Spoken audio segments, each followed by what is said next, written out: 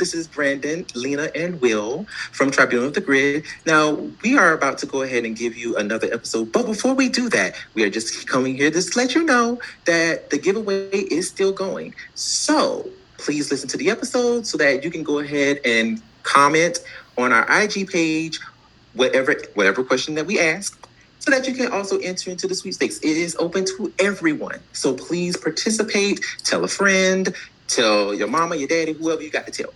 But it is open to everybody. So please, please, please subscribe, listen, and participate. And so that we can send you a little gift. Yep, and turn on your notification bells so you'll be notified every time we upload an episode, because you want to know when we're uploading an episode.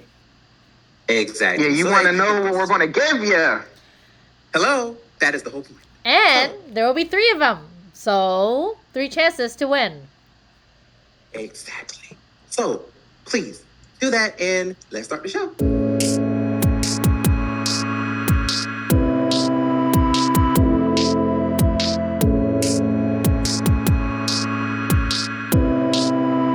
Hello and welcome to another episode of Tribunal of the Grid, where we talk about all things Power Rangers, including the actors that play them. My name is Brandon. I am Lena. I'm Will. And today we have a very special episode for you guys. So we are going to be talking about Beast Morphers. Shocking, right? Oh my gosh. We are going to be talking about Beast Morphers because, you know what? We're like, we've not said not one thing about this show like that as of lately. So, you know what? We were just like, let's go ahead and talk about it. But we are not just going to be talking about Beast Morphers. Oh, no. We're just not going to talk about it. We are going to be reviewing specific episodes. We will be talking about the 2-parter with Sheriff Chaku and also the 3-parter, because it is a 3-part. It is 3-parter, which will include Grid Connection with the episode with Jason Austin St. John. So before we begin, just as a reminder, there is still the giveaway. The giveaway is still happening. So please listen to our episodes. People have been doing it. People have been participating, and we thank you. Please submit. Please submit. Have a good time. Come on, do it. And we thank all of the people who have been listening and everyone who have participated. We thank you. We really do. From the bottom of our hearts, we really do thank you. But everyone else, join in. Join in. Come on. We love you. We love to see it. But yes, so we will be doing that. And also too, before we begin our review, just want to cover some news that's been going on in the little community. So of course, we covered on our page, we actually posted an excerpt of an article with Chance Perez, who will be playing Javier, the Black Ranger. He interviewed with E.T. Canada, and he basically said, being the new Black Ranger for the show, he also talked about maybe writing and doing music for the show and also entwining that with his character. And he mentioned that his character will also be doing a specific fighting style that is catered only to his character. And it also introduced a little gem on the very end of the article, basically saying that the show will premiere in February of 2021. Thoughts on this? What do you guys think about that? Well, this is true. I'm very excited. I will love to see this. I cannot wait to see this. I feel like this cast has been so hyped up. Probably maybe by ourselves, but that's okay. That's totally okay. I don't know. I'm loving these guys so far. So I would love to see the premiere of this and see where the storyline goes. I think it's pretty cool that he's trying to get his music on the show. What a great way of I guess killing two birds with one stone for his acting career and his music career. And if he I'm wondering like how far that'll go. Will it be just maybe his character is a singer, or maybe it'll be an episode where there's some sort of concert, like what we've been getting so much, or would it be even more in depth with I don't know, maybe like he'll record some fight music or something.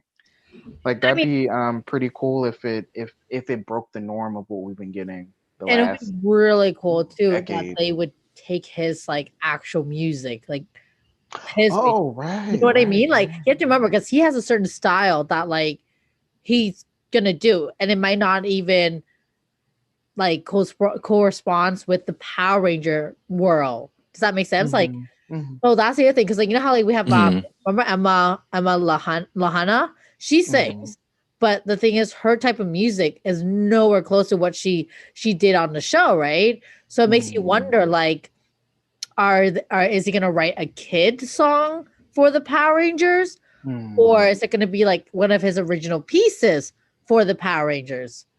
That'd be cool, and that'd be something that'd be unexpected if it's actually some of his own music used on there.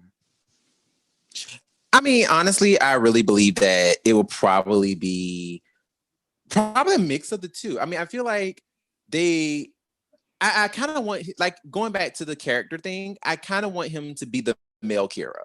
Honestly, I kind of hope that they make him out to be the male Kira, someone who is like aspiring to be a singer, because then that would make sense given that his actual musical talent, and them actually combining that with his character. That would actually be kind of cool, having a guy who is like, trying to, make it into the music scene and trying to make it into the music industry.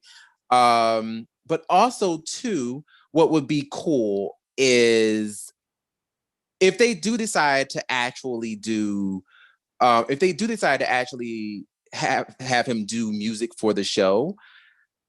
I don't necessarily believe that it's going to be a situation where it would be like Emma Lahana, where it's going to be something that she's like, because remember, she was like, I didn't even like the songs that I sung on Power Rangers.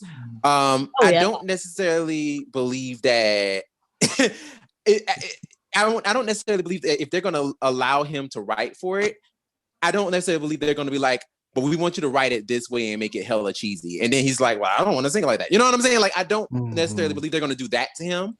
It'll probably be like a dual mix, like a dual mix, like a collaboration. That's the word I wanted. Collaboration. Yes. Collaboration of the two, to try to, put his influence and his sound, but try not to make it so adulty, if you will. Just try to, still try to make it more of like a Kids Bop version of like what he really would want to do. You know what I'm saying? Still be cute, but still kind of keep it like still for kids. So I mean, I think it'd be cool, to be truthfully honest. I think that'd be pretty cool.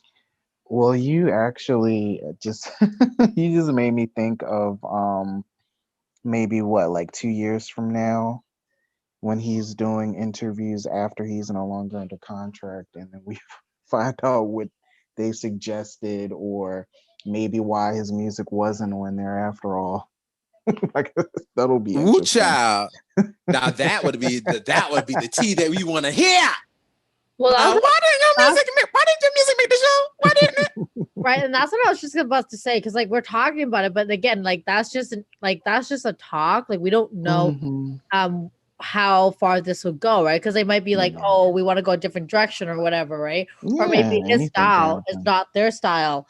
I wouldn't assume so anyways, but yeah, that was the other thing too, because then this is just an interview, right? So it's like how like what's confirmed, again, talks are just talks until they're actually done. And this is unheard of to have anyone actually work with the brand itself to be like, I'm gonna create music for you. So that would be quite interesting too, to have that. That would be a new barrier that he would break down, and that would be really cool if it does happen. But that's also something I was considering that may not even happen. Yeah, and it's funny that you say that. It's actually really funny that you say that, because of the fact that I was thinking that we had a whole ass pop singer, Becky G, who did not actually do stuff for the movie. Right? And wow. So it's like, I didn't even think about her that. and Naomi Scott. Right. And then for the movie Aladdin, she was able to do the Spanish version of A Whole New World. Exactly. Like what? Exactly. You get Naomi singing her own like original song. Okay, not her own original song, but a original song. And then that really like obviously like shows off her beautiful voice, right?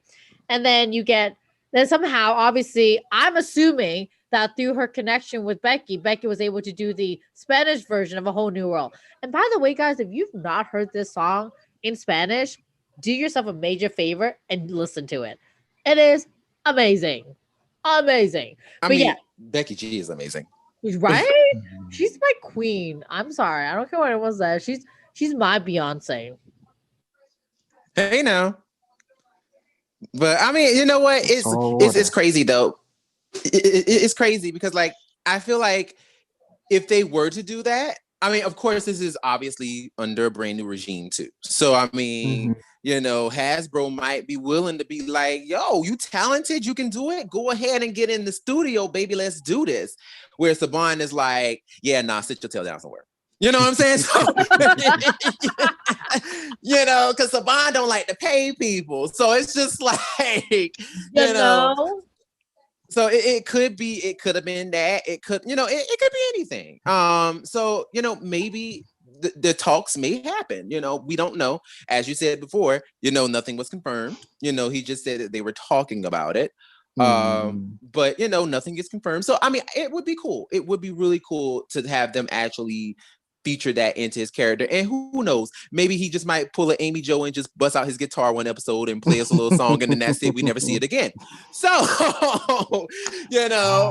that may happen, but who knows? So there's that. And then, like I said, also too, they also featured at the very end of the article that the show may happen in February of 2021, which is actually different because this did happen with Beast Morphers, where they said the same thing, but it came out in March, like the first weekend of March. I think it was like March 2nd or something like that. Yeah. So just I feel like maybe ET might have misspoken. It could be that situation, or we may actually get the show in February. Yeah. And if we do, that'll be great, especially with us being under the Rona. What were you going to say? Right. I was going to say that's crazy to think we could get the show when it was originally supposed to air, even after all the coronavirus stuff. Like, who would have thought? Yeah. So I mean, I think that'd be really cool. I really do believe that that's going to be a really cool thing to happen if we actually were to get the show in February, like we have been getting. That would be really cool. So I'm pretty excited. I'm gassed about this show. I really am. I can't wait to see it and see what little goodies come out from it. Now, speaking of goodies, Toy Fair New York moved its dates to May 1st through the 4th. So normally Toy Fair would happen around like February, right? Something like that. Yeah, they normally would happen around there. But this time around, they are moving it to May due to, the coronavirus restrictions and things of that nature. So basically what they said is the timing is relevant to specialty, long lead, and mass market retailers. May serve specialty in time for Q4 2021. Complete spring and summer 2022 line reviews, and may even offer some early reviews for Q4 2022. So basically, they're only pushing it back for like a couple months, just to May, but still they're still trying to hit those deadlines and things of that nature. So plus, to be truthfully honest, like last year's Toy Fair really didn't feature too much stuff with Beast Morphers. I mean, we got a whole bunch of lion stuff, the lion stuff with Beast Morphers. We got a whole bunch of that, and that was really it. I mean, they really didn't give us nothing to chew on all that much. So, I mean, it may be like that again this year. It may not. I don't know. But it's like the show is actually premiering in February, but they won't have Toy Fair until 3 months later. So it feels kind of weird that, like, okay, we're not going to be able to see all the goodies that come out, all the toys and stuff until until March, or are we going to get we may end up getting the toys maybe sprinkled in before the show. Maybe they might, put a little bit of stuff out just so that people can be like, okay, let me go buy a little bit of stuff for Dino Fury. Or I don't know. Since we're talking about Beast Morphers, soon I'm guessing that Beast Morphers wants to come out my mouth. We've been saying that term a lot, like for a while. So that makes sense. I mean, soon it's going to be Dino Fury, constantly on my tongue. So we'll see. But we might end up getting Dino Fury stuff, like little toys here and there, sprinkled in at the new year, and then we might get all the things, in May during the Toy Fair. That might be a thing. I mean, what do you guys think? What do you think might happen? Wouldn't be surprised if they release some stuff beforehand, because that's something that's pretty common. Like, we usually see that. So you obviously want to get people excited for the show before it comes out. So you think they're just gonna do like things just as normal, or do you think? Yeah. Damn. Now I'm thinking about it more, since they bumped up when Toy Fair is. Would they still do it that soon in advance? But like, the show's still probably gonna, like, if the show still comes on in February, maybe they would. That's the thing. Because it's like, with Toy Fair pushed back, with it being pushed, it's like, okay, they're not going to be able to, show off everything. Like, they're not going to be able to show everything. So it's like they'd be trying to show off some old ass toys. Exactly. Have we ever seen anything like that before? If not at Toy Fair, at like another convention where they were showing off the toys, but the toys have been out for a while, so it's like, this isn't even exciting. I feel like we've seen that recently. Oh, absolutely, we totally have, with all the stuff with Fan First Friday. Right. I mean, that's literally the most recent example of that. It's just literally like stuff will get leaked, and then on Fan First, they're like, hey, this is a thing. And we're like, we've already known about that for like a week. Sorry. Damn, and all these leaks too. The leaks are crazy. Like, crazy. And I like it. You know what might end up happening, honestly? What might end up happening is we might end up getting a Fan First leading in probably before the show starts. We might end up getting a Fan First that's going to reveal a lot of the Dino Fury toys. And that's going to be the way that they push it. I think that's going to be the way, because they already started. I feel like they've already started, and they know what the tea is. They know what's going on, because they already kind of gave us a preview of the 6-inch figures along with Boom Tower, red, blue, and pink. And I'm pretty sure they were going to give us black and green, but they wanted to save that, that reveal for the two actors. But they're definitely probably going to release those figures with Boom Tower. They're probably going to release the 2-pack figures with the Ranger and the Monster of the Day. They did say that they're going to release the Zords next year, so they may end up releasing that for like a Fan First, or they may release it in May. But for the most part, it does kind of feel like they kind of wanted to jump the gun. They want to try to like get the ball rolling right now, just in case they wanted to be like, if this doesn't work out, we still got something that, something that the fans can, have something to like chew on until we're able to release the things full on. Something else I was thinking about is the Lightning Collection. I wonder when they're going to show that off, because obviously with the current series, you're going to have some more Lightning Collection figures from that. Right. Exactly. And who will it be?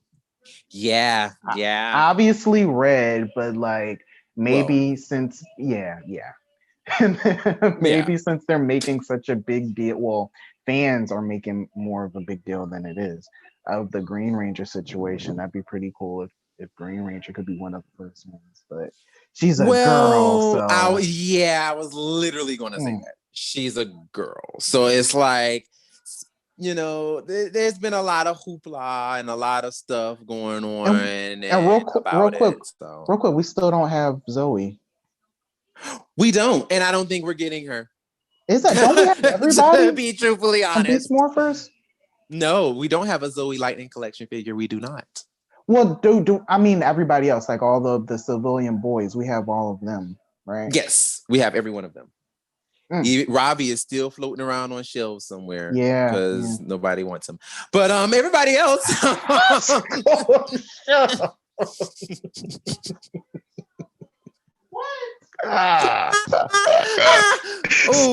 No, that was me. I'm sorry.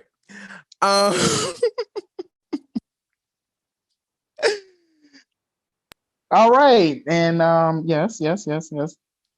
Sorry, that was mean. I'm sorry, but but no, like, I mean, we've gotten every one of them except for Zoe, and I really wanted a Zoe Lightning Collection figure.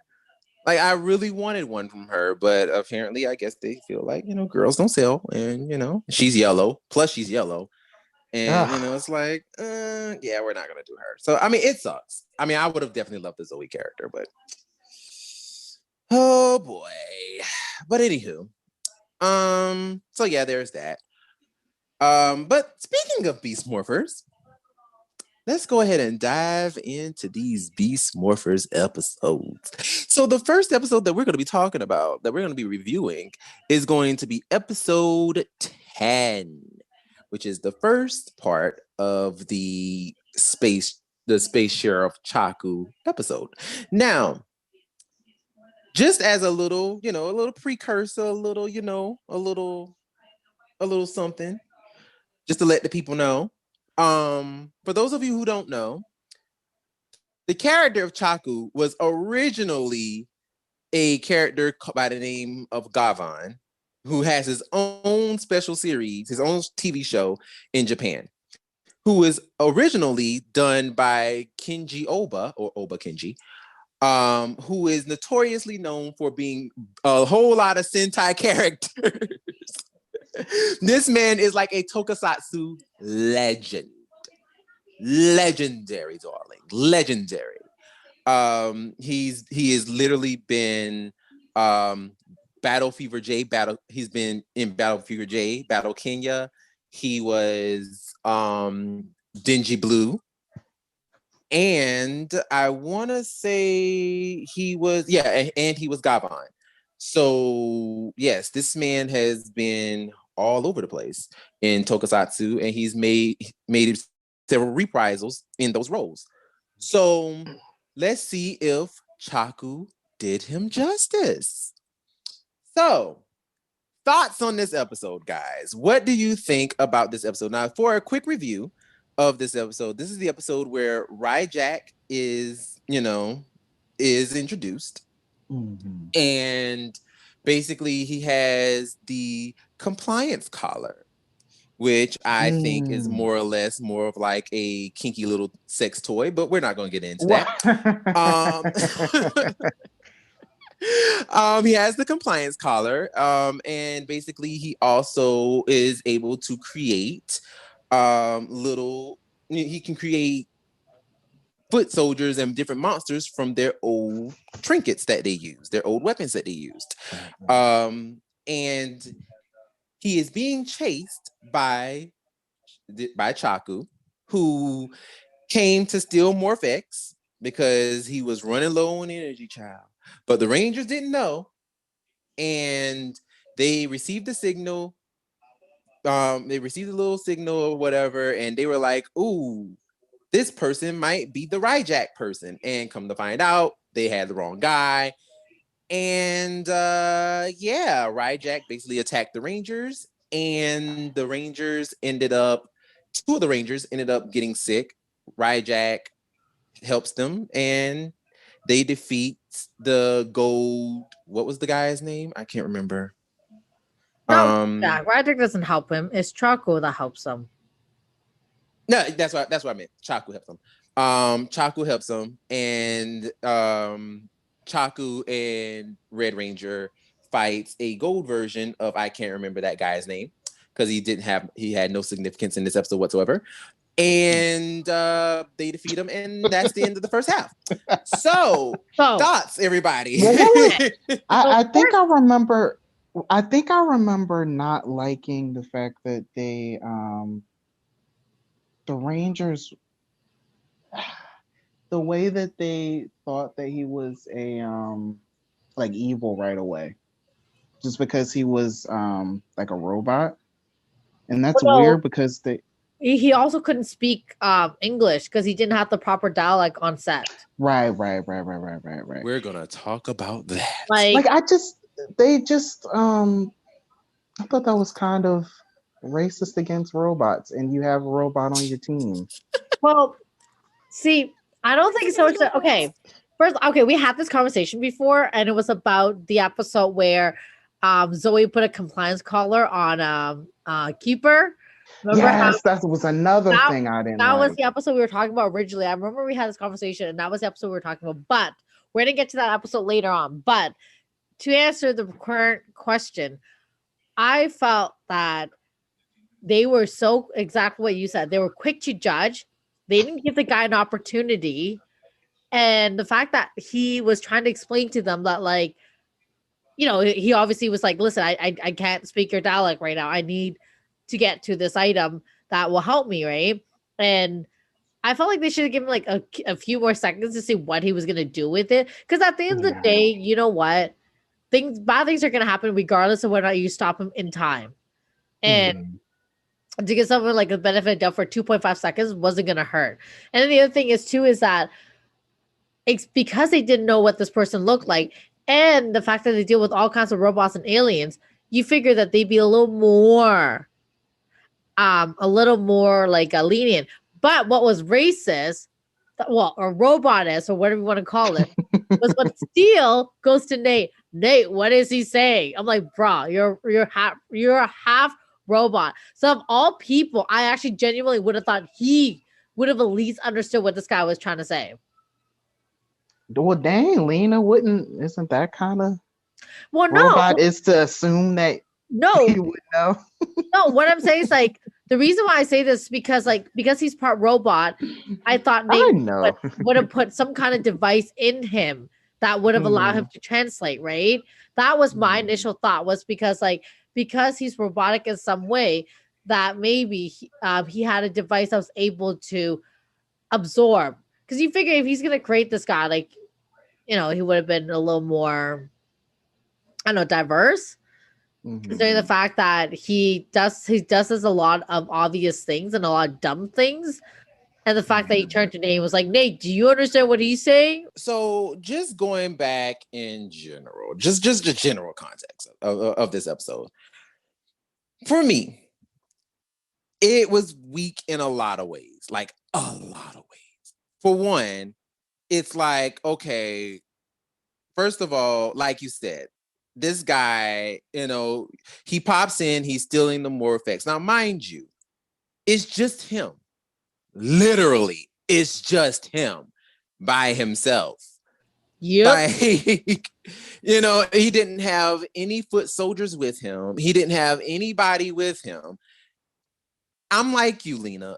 I would have been like, hey, let's just check and see what he's doing. Check and see what he's trying to, what he's trying to do. Because basically he was fueling up whatever that little thing was, right? Yeah. Now, mind you, it didn't even look like a gun. It didn't look like anything. Didn't. It just looked like, it honestly didn't look like anything. So I'm like, their reaction to what he was doing and how he was like, refueling that thing was just kind of weird. It was like, okay, I would have, if it were me, just like looking and trying to see what's going on, first thing I would have done was just look at what he's doing and then go from there. But they were so quick to act, and I understand the urgency because of the message that they got. So I understood where they were coming from, but at the same time, I personally would have waited. I would have waited. Oh yeah. And the thing is, for sure. That thing, I genuinely thought the thing was a visor, but then when he put it on his mouth, I was like, oh. Okay. Right. That too. I thought it was a visor too, but whatever. I mean, design wise, it looked terrible. It did. It really did. So yeah, I thought it was a visor. So I was like, okay, he's feeling it. And then the other thing is too, that actually got me kind of, I realized this is what my initial thought was before the whole me being racist with the robots, was that they have, like, this team of Rangers have actually learned about Power Rangers in the past. And I'm not sure about you, but doesn't it remind you of the Phantom Ranger and the other guy from Turbo? Blue Centurion. Blue Centurion? Yes. Like he and actually Robo Knight? like, huh? And Robo Knight? And well, okay, maybe not so much Robo Knight. I feel like Robo Knight looks more like Steel. Mm-hmm. Okay, yeah. You know what I mean? But like, given his design and the fact that these guys actually have Power Rangers lessons, like they actually know about the past Rangers, like they have such an advantage compared to all the other teams in the past. They know other Rangers exist. They know that this is a morphing grid. They know that different dimension exists. Like they know about all these things. Like they are so far advanced compared to other teams of Rangers that we ever had. You figure that they would have taken 2.5 seconds and go, wait a second. That he looks very familiar. Like he looks like one of the guys from our history books, or whatever, something along those lines, right? Yeah. And give him that benefit of the doubt and give him 2.5 seconds to see what he was going to do with that visor-looking mouthpiece. Right, and that was the other part that really bothered me about it, is the fact that it's like, my guy, look at how he looks. Like he looks like a hero. Like he doesn't look like a bad guy. Like any of the bad guys that they ever fought, like I'm like, okay, does he look like any of them? No. So why all of a sudden you're like, oh yeah, we have to, you know what I'm saying? Like it was just like I said, for me, I would have just sat there and it kind of would have been like, let me just chill out for a second and let me just kind of, kind of look and see what he's going to do. Because he didn't look evil. He didn't. Like, I mean, his design, the way he looks does not look like, it doesn't look like a bad guy. I have something else to piggyback off of what Lena was saying with the Ranger history class. You would think that the Ranger history class covers the future as well. And because of SPD, and SPD's world has different aliens and I'm sure robots just living in harmony with humans. 100%. So you just think that any alien is a bad guy when technically in like 5 years you're going to be living with them. You're going to be living with them. You know what I'm saying? Exactly. It just doesn't make sense. Like the way they jumped the gun, it just didn't make sense. It didn't make sense at all. And the other thing I want to point out, Nate overreacts. Like maybe I know that's the direction of the director or whatever, being like, Abraham, like please, like over exaggerate. But half the time, whenever he talks and he makes a facial expression, like it looks like he's constipated. I'm like, why do you look like why do you look so serious? Like, I don't understand. Like, it's not that I get the matter of it, and their situation is serious, but the way he I guess delivers is very over the top. Very I told you not to do that. Like, that very Oh my Yeah, god! When he gets like that, I want to like Yeah. shake him. Like, why are you being so dramatic? Right. Or like he's like, you don't know what you're doing with that. We need to contain him first. And I'm just like, okay, you need to chill out. Yeah, that part. Yeah, I know exactly what part you're referring to when Steel is picking up the little mouth guard thingy, and like he's like, "You shouldn't be playing with that." Like, I mean, the way he reacts to Steel, it was like he was treating Steel like he was a child, and I'm like, my guy. Like, have you not learned from previous episodes that the way you're treating Steel is wrong? Like, stop acting so stupid when it comes to this robot. Like, I mean, it just feels like you said, like it feels very, very forced. Like it feels very like he's being told to be like, be too dramatic, to give too much. And it does come off as too much. It really does come off as too much. Yeah, so like that's what I had to add to that. When I was watching the episode, that was my thought. She was like, Nate, you're too much.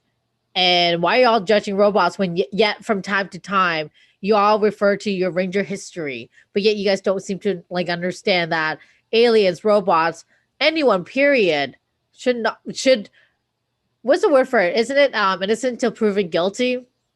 Yeah. Yeah, they need to take a chill pill, all of them. And I get not all aliens and even not all monsters are evil. Right. And I mean and that's the thing that was really kind of awkward about this episode, was just the way that they came after him. Like, I could see, for example, perfect example, the episode in SPD where Treetop, quote unquote, was running after the little Fernovian, and Bridge was like, he was like dead set on Treetop not being a bad guy. Like, you know what I'm saying? Even though Treetop was blowing stuff up, I mean, blowing up buildings, like running after this Fernovian, but still he was concerned that no, like, he's not the one who is breaking into these banks. And he ends up figuring out that the Fernovian was the one who did it. Like, that's the kind of like they had the insinuation to believe that Treetop was the one who actually did it. And it made sense because he was cutting stuff in half the same way that the door was being, that the banks were being broken into. So it made sense for them to go, this is a reason. This is a thing. You know what I'm saying? It makes sense. Yeah. But they were investigating. Exactly. Whereas here, it was a situation where all they saw was just Chaku, you know what I'm saying, standing there taking Morph X from the little thingy, and they automatically go, oh my God, that's Ryjack.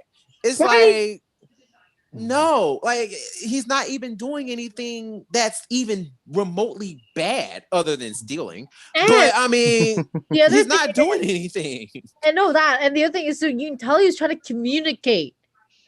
You can tell he was trying to communicate with them, even though he didn't have the proper dialogue on set. He was trying to communicate. Like, you saw him be like, whatever he was trying to say, he was gesturing to that item, that visor looking thing. And he was like trying to tell them that he was going to go. And I could tell by the way he was like gesturing, he wants to go over there and pick it up. But instead, they're like, no, don't pick it up. We're gonna. They're like, no, don't do that. It's like, come on, like that's what I'm saying. Like, there was nothing that he did that was like, oh my God, like he's the bad guy. Like, you know what I'm saying? Like, he wasn't giving. Like, I could see if he was like shooting at them. Yeah, I was. You know what I'm saying? Like, if he tried to attack them, I was. Yes. I could totally see them. And like whatever, and start blazing. Yes, like I could see if it was a situation where it was like, yo, let's start. I'm coming guns a blazing, like Treetop. Like when Treetop was like fighting the Rangers, they had complete justification to be like, yo, this is our guy. Whereas in this situation, it's like everybody was like he didn't even do anything. Like, literally, he was like pointing at the thing, like, yo, I need that. You know what I'm saying? And they're just like, yo, you can't take it. It was so weird. Like, what? Yeah, it was so weird. So it was. yeah. And then like And then of course, what shook me, like, sorry to move forward a little bit more, like what shook me was when when they asked him to be part of like the battle grid like force, and he was so quick to like be like, yeah, sure. I'm like, okay. Well, I mean, that part didn't really do too much for me. And I'll tell you why. Only because of the fact that from a storyline point of view, they just wanted to, kind of they wanted, first of all, use up all that footage. And two, they also like Chaku the character, and I just want to talk about this character for a little bit, because we are definitely going to move. This is definitely going to segue us into the second episode. But before we do that, I also want to talk about some other things too. Chaku the character, from what we got on this episode, he seems like a very valiant type, where it's like I go kind of like the Gold Ranger in a sense, where it's like I have this strong sense of justice and I want to help out wherever I can. Even though he was mad shady when he was like, "Is this what you do? You do to anybody who comes to your planet?" Like I was like, "Oop," and I oop, gather him, Chaku. He ain't wrong. He ain't wrong. He ain't wrong. But I was like, oh. I was like, Nope. And it was just kind of like, sorry. I was like, nah. And that's why when he was so eager, like ready to help the other two who was affected by Ryjax's horn, I kind of felt like I felt like he would do it, but at the same time, I still would have been a little salty. I'm not gonna lie to you. If it were me, I'd have been salty, because I'd have been like, oh, now you need my help, even though y'all attacked me and y'all didn't let me get my stuff that I need. But you know what I'm saying? Oh, 100%. I felt like he should have been a little more. I agree with you 100%. Like, I genuinely thought he was way too quick to be like, yeah, okay, for the greater mission, for the greater good. Like, I'm like, what? Like, first you called them up for being, like not great not great hosts, but then you are so quick to accept their opportunity. I'm like, what? I'm confuzzo, because I will be a little salty as to how they treated me, and then they contained him too, and it's the fact that they didn't figure out in time. Who knows what would have happened to him?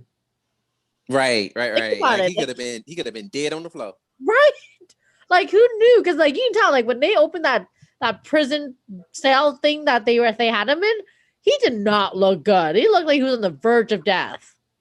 Seriously. And I mean, he broke, and I mean, I could see them kind of looking at him a little crazy, because he did break into their vault to steal it. But still, the man needed the thing to charge. Like, I mean, come on, y'all. Like, it's like you taking away somebody's like battery. You taking away somebody's charger. Battery. I was gonna say medication.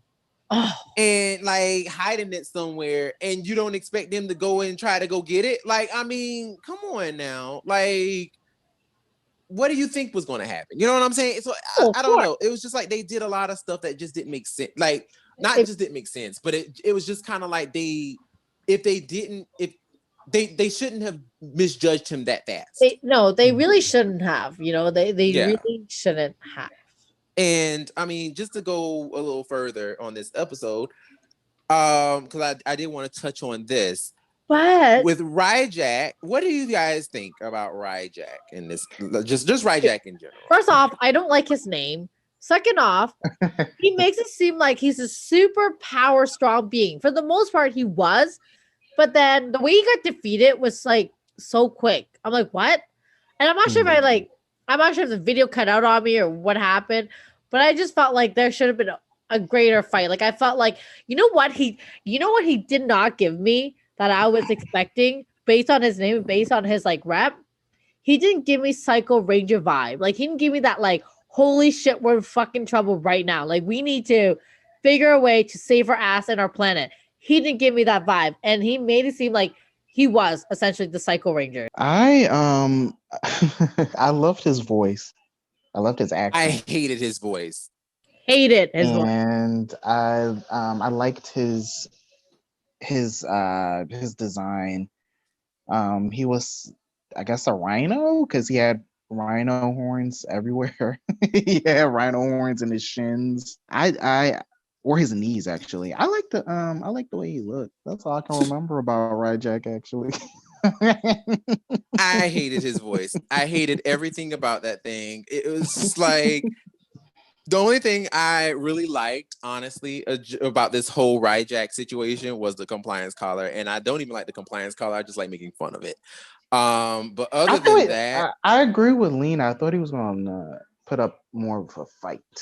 yeah, I mean, he did show that he was super strong, but it was just like the only thing that really made him a threat was his horn. Other than that, it really didn't feel like he just felt like a normal monster of the day who had a special ability. That's really what it felt like. I don't know. I don't know why. For me, I felt like they focused on him a little bit more than they do they really did. regular monsters of the day. Mm-hmm. They really did. And that's why I thought he was going to be so much stronger and so much more tougher, and like more fear in us. Kind of giving us the same like Psycho Ranger vibes where we thought for reals like we were doomed. And you know what? Heck, a Ranger was doomed out of this, right? But like, they built him up way too much, and he built himself up way too much. Sorry. And they gave him like a personality too. Right. I don't know. Like I don't know. I guess for me, he kind of just felt really just meh. For me, he just felt really meh. I was like, all right, whatever. Like I mean, like I said, he just felt like a glorified monster of the day, honestly. I mean, because what it felt like to me, it was meh. But like again, they just built him up to be so much more, and then it was just like meh. Yeah, because like for me, it was just kind of like, okay, well, because I mean, what he did, honestly, yeah, he came in kind of like ooh, he's gonna be somebody special, but like his story, like what he was talking about, like the game he was pushing, like, oh, I'm coming here because I can. If you scratch my back, I can scratch yours. That kind of thing. It's like, yeah, that when you bring in a monster like that, it does kind of feel like, oh, he's going to be a threat of some kind. Like, and he made up the stakes, and he did kind of do that with like taking out 2 of the Rangers. But also, too, I just kind of felt like everything was resolved too quickly, because way too quickly. If it were a situation, and I think that is what kind of ruins the whole power of Ryjack, if you will. I feel like that's what kind of ruins it, because they resolve everything too quickly, if that makes any sense. It was a situation where both blue and yellow's lives are on the line, and we're literally like watching them waste away, like we're watching them die. You know what I'm saying? Like, and it fed into the second half of the episode where they had to like kill Ryjack in order to get the antidote, something like that. That I could get.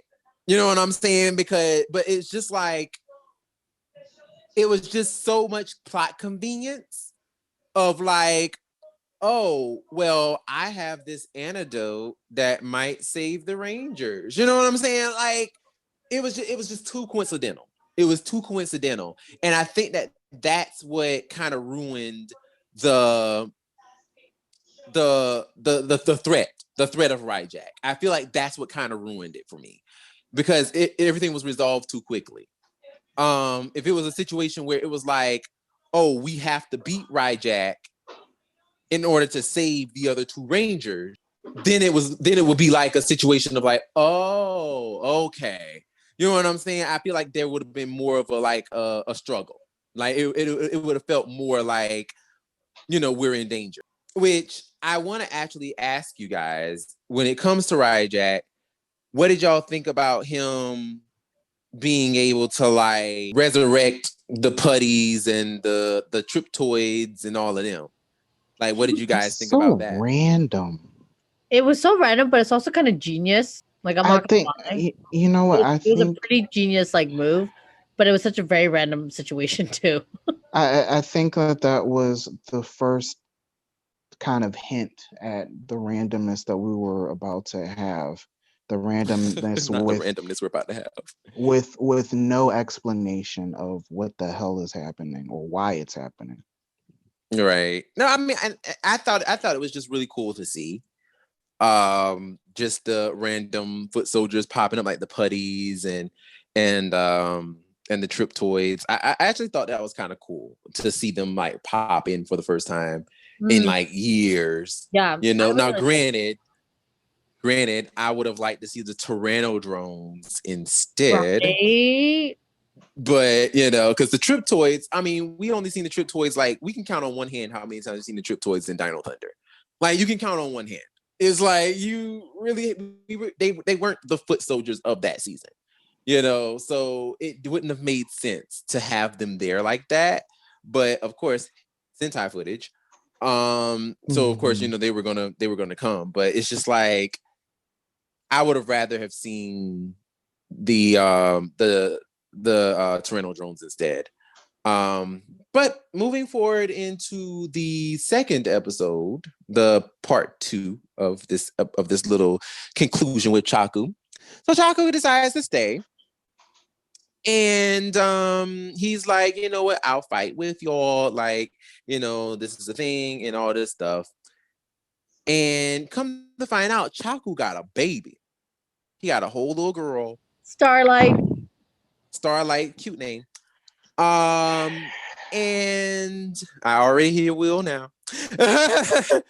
He has this little girl, and he is like, you know, so I got to fight. I got to do my duty. You know what I'm saying? I got to do my duty. And, you know, he's fighting with, you know, doing his job versus going and, you know, helping the Rangers versus going to go be with his family.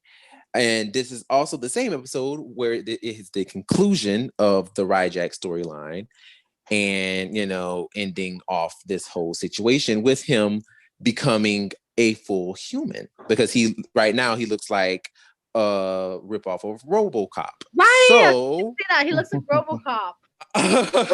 He looks like a ripoff of RoboCop, and yeah, now he's a full human. He's a full boy, like Pinocchio. Thoughts about this, because I'm gonna tell y'all right now, I have one huge problem with this particular episode, and I'm gonna tell you, you already said the main part of what my main issue is, but just go ahead and give y'all thoughts before I get to my main problem. Well, I liked the whole thing of him having a daughter. I thought that was nice. I like the way that they built. They gave him kind of layers. I like that. However, the reason why I was sighing earlier was I was thinking about the scene where he is having I guess a video chat with his daughter, and Nate is freaking eavesdropping, and then I mean, going to the try door is open, to be fair. But like, you still could have walked by when you see somebody's having a private conversation. Yeah, I don't know. But I mean, I'm nosy. I would have definitely looked too. I'm sorry.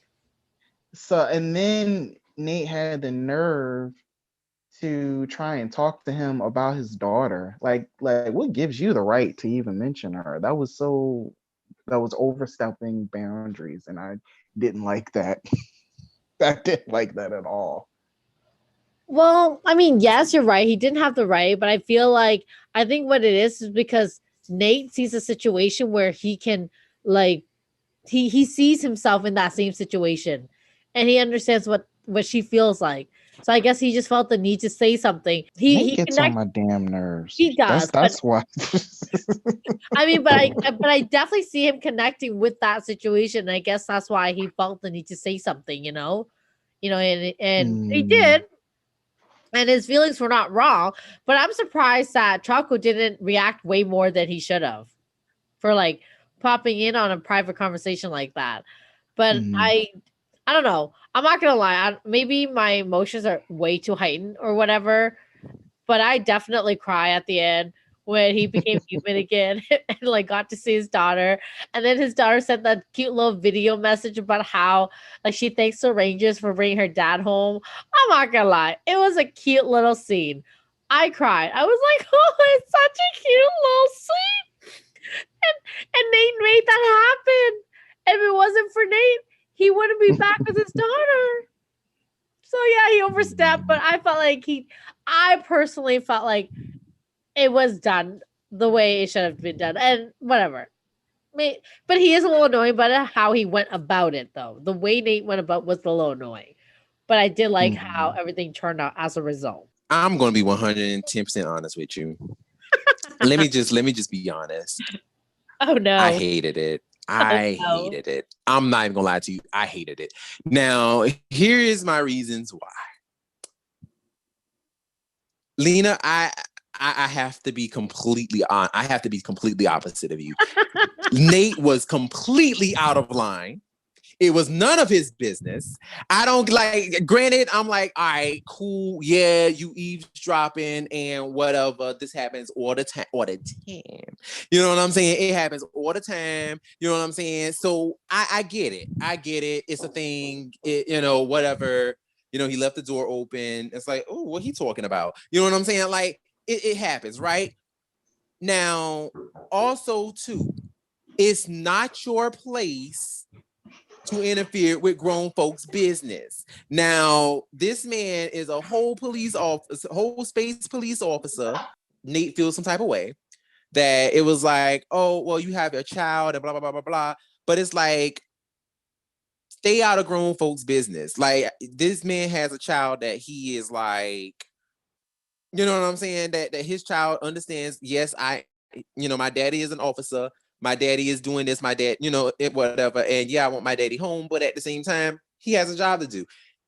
Listen, that's something that Chaku would have to deal with. Now, granted, yes, Chaku should have been able to,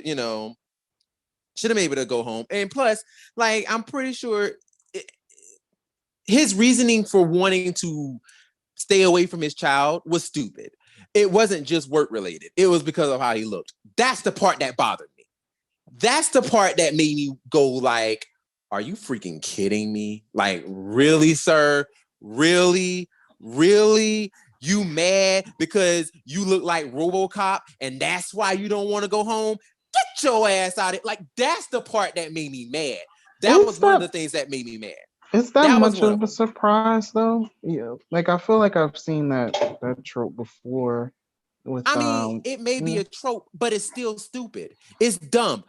Why are you like, oh, well, I don't want to go home because I'm ashamed of how I look? Are you freaking kidding me? Well, maybe he's afraid that he'll scare his daughter. But his daughter already knows, like, this is what this is. I mean, hell, if my daddy came home looking like a damn robot, I'm be like, oh, dad. Oh, okay. But whatever, like, you still my dad. Like, you know what I'm saying? Like, you're still home. You know what I'm saying? It's not a situation of like, you dead or something or something like that. Like, you're still alive. Like, you're still here. So, like, his whole thing of like, well, I don't want to go home because I look like a monster. Like, come on. Like, that, nah, not buying it. The next thing that really irritated me on this episode is the fact that we spent the whole previous episode where Chaku had his little voice box thingy all messed up, and he couldn't, communicate, and he talking in a whole alien language, yet Starlight speaks English. So you mean to tell me you couldn't talk English and tell them mugs that, this is the thing that's supposed to help me recharge myself? Are you serious, bruh? Really? You couldn't talk English the whole entire time? Yo, what if irritating? What if, just a thought, what if she actually can't speak English, and when he dial his voice thingy with Bob, everything could change on that setting to English? Well, then if that's the case, then it should have looked like one of those Asian dub movies where you know how the people be talking in there in Mandarin or Cantonese or whatever, but you got an English subtitles or English dubber. Yeah, that's what it should have looked like. That's what it should have looked like then, because this girl was speaking in straight up English, and I'm like, if this little girl can speak English, then why can't you? I mean, you're not wrong, but that's just a thought, right? Like, just to sort of make the storyline, like, yeah, that's just a thought. And it would have, like, just a nah, thought. No, you're not. not buying it. Not buying it. No, you cannot save this. You can't save this, Lena. You can't save it. No, you can't save this one. They flubbed up on this. I'm like, nah, that doesn't make sense. Because like that was the whole point of your previous episode, is the fact that he couldn't speak English on his planet. And he needed his little voice thingy to be able to talk to them and to communicate. So why did all of a sudden it's like, oh crap, this little girl can communicate in English and so can he. But you spent the entire time on the very beginning of the previous episode looking crazy and getting attacked. And all you had to do was just talk in English in the first place. And they wouldn't have attacked you. You know what I'm saying? It's annoying. It's annoying. It's annoying. It's annoying. I was like, I can't. That between that and the Nate stuff on this episode, I couldn't. This is what made this episode just completely just like, I can't do this. I can't do this. I genuinely cannot. Because it was just like the audacity. The audacity of Chaku at this point. It's like, you brought this on yourself, sir. You brought this on yourself. If you could speak English all this time, you should have spoke English the first time when they came up to you and been like, yo, what's good? You know, pointing their blasters at him like, Miley, what's good? You should have been like, yo, don't do that. You know what I'm saying? Or something. But what? Like, it just, for me, it just kind of like, a lot of the stuff that happened in this episode just, now what would have really been cool for me is to show Starlight speaking in the previous language, and then they had subtitles on the bottom. Or something like that. Or they like tuned it or something. You know what I'm saying? To like be more so of like, oh, they're speaking English even though, they don't speak English. Kind of like blurring the lines a little bit so that it's not too much of like they could speak English the whole time. You know what I'm saying? Like it would have been cool if they were speaking in like their native language first and then they spoke in English or something like that. Like that would have been cool. Or that would have more or less made it make sense. Instead of, oh, they're speaking in English, even though clearly they could speak in English the whole time. You know what I'm saying? And I understand that they only did that just to have Nate be able to, peek in and be nosy. Totally understandable. Totally get that.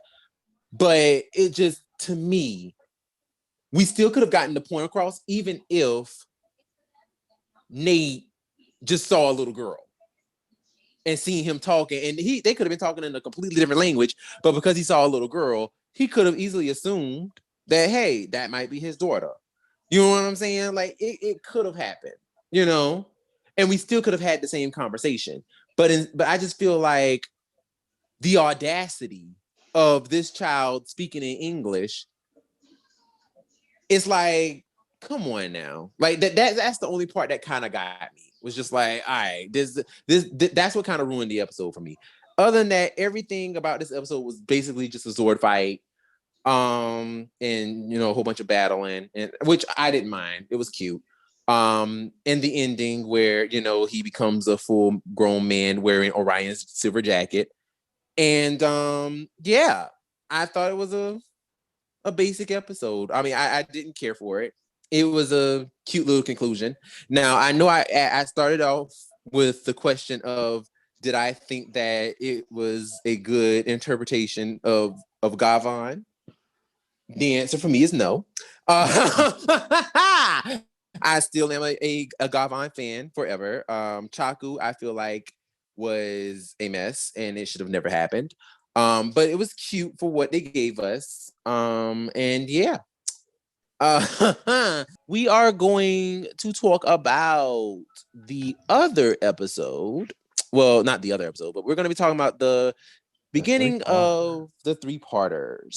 So, in this little episode, in this little ditty here, who I Will, I know you were excited about this getting to this point.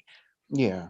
Explain the summary of this episode. Give us a little summary. If I remember correctly, the episode began with there was news about a spaceship had crash landed in a field.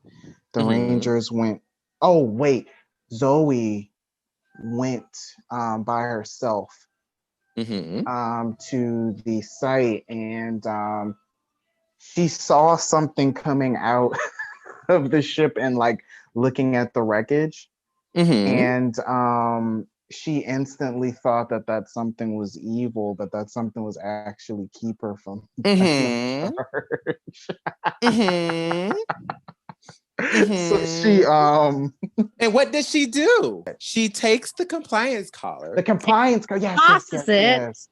And tosses it. Captures Keeper. And captures Keeper. Yeah. You know, she didn't learn anything from the last episode, okay? Right. Not a damn thing. Right. And that bothered me so much because, once again, Ranger history class, you don't know the mentor of the Dino Charge Rangers is Keeper? Like, what? Right! But to her defense, which I'm not defending, she claimed that he was from the back. And she saw him from the back, and he looked suspicious. But did he? Okay, first of all, what was he doing that was suspicious? And second of all, she didn't give him a damn chance to turn around. Well, okay. Let's start all the way back from the beginning, right? So, first of all, like Will said, it was a situation where they found Ryjax's spaceship where it had all of the space aliens. The evil space aliens goodies on there and stuff like that. Right. And they wanted to try to get there before Ebox and his people got there, right? So, Zoe was there and she seen, the people, she seen them. And why? She didn't see him. She was trying to go on the No, listen. I haven't gotten there yet. She sees the spaceship and she's like, oh, well, let me go up there and see what the tea is or whatever. I'm going to go and investigate. Everybody was like, no, stay your ass right there. Don't you go nowhere. Stay there. She was like, no, I can handle it. She goes, steps on the ship. The ship self-destructs, blows her behind up. And then, Roxy and Blaze teleports in. They're like, ooh, look at all the space goodies here. And then they're like, well, let's just take some of the stuff that we got, some of these little toys, and let's dip. So they do just that. And then, she wakes up and she sees Keeper from the back. That sounds terrible. She sees Keeper's back, and she's like, oh, he must be a bad guy. Takes the compliance collar and no. She was like, he must be the intruder, even though the ship because of her. She was because of her. She was the intruder. And not only that, here's my problem with this episode. Here's my problem. Here's my problem right here. Zoe does not understand. Like, this is the problem I have with Zoe, right? And I hate to say this because she's such a good character. Like I love Jacqueline so much. Here's my problem. They're making Jacqueline turn out to be a doofus. And I don't like it. I don't like it. Like, I could see if this was a character trait from season 1. You know what I'm saying? Like, I could see if it was a situation where she was just, she was constantly just messing stuff up in Grid Battle Force laundry department. You know what I'm saying? Adding too much suds in the washer. You know what I'm saying? Shrinking uniforms. You know what I'm saying? Like, mixing the lights with the darks and turning everything black, or purple or whatever. You know what I'm saying? Like, I could see if she was really messing stuff up. Like, I could see it. And then she became the Yellow Ranger because she had that sense of justice, that eye of justice, but she became the Yellow Ranger and she got better. You know what I'm saying? I can see that, because then guess what? These mistakes she's making, would justify it. They would make sense. But all of the first half of Beast Morphers, for the first 22 episodes, Zoe exhibited no kind of attitude like that whatsoever. Her attitude was literally, I'm the girl who solves problems. That is it. She didn't exhibit no kind of I fuck stuff up and then I have to solve the problem. This is not who she was labeled out to be. It actually would have been better if they would have established her messing up in the first season, and then this season she doesn't do that. Well, no, because I mean, the reason why I say wouldn't no it show to character that, growth? That I can see what you're saying, because it would show character growth, but I do kind of feel like it would have been better if they would have introduced it and then solve it by towards the middle of the second half, like around this point. They solve it at this point. Dang, it would have lasted that long. And I mean, we wouldn't have focused on it like that. Not every episode, obviously. It would have been focusing on it, but you would have at least seen that there was that this was a character flaw. This is a character flaw that she does, and it's like, she doesn't constantly mess stuff up all the time, but this is a character flaw. And then, around this point, then it's like, oh crap, I really do need to chill out. Like, I need to, start looking before I literally leap. Well, get this. Get this. It's funny you say that, because then, while Brandon's character, what was his name again? Tyler. Tyler's like, yo, like, why did it wasn't Tyler, it was James character. He was like, why did you do that to Keeper? Why did you collar him, right? And she goes, I didn't see him. And guess who jumps to her fucking defense? Freaking Nate. Well, she only saw him from behind. That's his girlfriend, so. Well, of course he's going to do that. I mean, but that's what I'm saying. It's like, it's one of those situations where it's like I said, if this was something that she does, and this was a character trait established from the very beginning, I could see it. But them all of a sudden just making her out to be a careless doofus at this point is like, where did this come from? Like, what is happening? Where did this come from? Because this isn't a trait that she does. This isn't something that she does. This is something that they all of a sudden just started throwing in here. You know what I'm saying? Just to kind of like, I don't know whether they were like, oh, well, we didn't focus enough on Zoe during the first half, so this second half, we really got to amp it up. And just decided to just really just make her out to be the most careless ranger on the team. I mean, it's like she constantly makes mistakes, and it's like, yo, you've been a ranger for how long? Plus, you were in Grid Battle Force. Like, you weren't like Devin, you weren't like Devon, where it was like he wasn't even a part of Grid Battle Force at all, and then came into the picture. No, you were actually training to be a ranger, but ended up in laundry. Exactly. Yet Devin recognized Keeper. Exactly.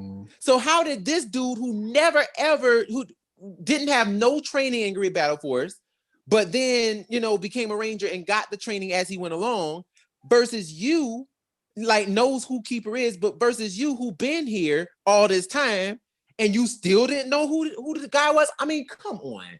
Like, by this point, it's like, girl, like, the kind of mistakes she's making, like I said, they're amateur mistakes. It's like she was a ranger for only like 5 days versus like all these months that she's been a ranger, like pretty much like a year basically at this point, if we're counting like the first 22 episodes being a year. Like, she's been a ranger for a while, so it's not like she don't know what's going on. Like, she doesn't know ranger history, she doesn't know this stuff. She should know. So it's like the kind of mistakes that she's making is they're bad. Like, they're terrible mistakes. That's the really just ridiculous part of this episode for me. So then we go on this wild goose chase, because basically they try to get Keeper or whatever. They try to, protect Keeper. The foot soldiers are sitting in the car, waiting, sitting in the van, waiting, and they kidnap Keeper. They're like, the Rangers are like, ah, shit. So then they do this wild goose chase trying to, get Keeper.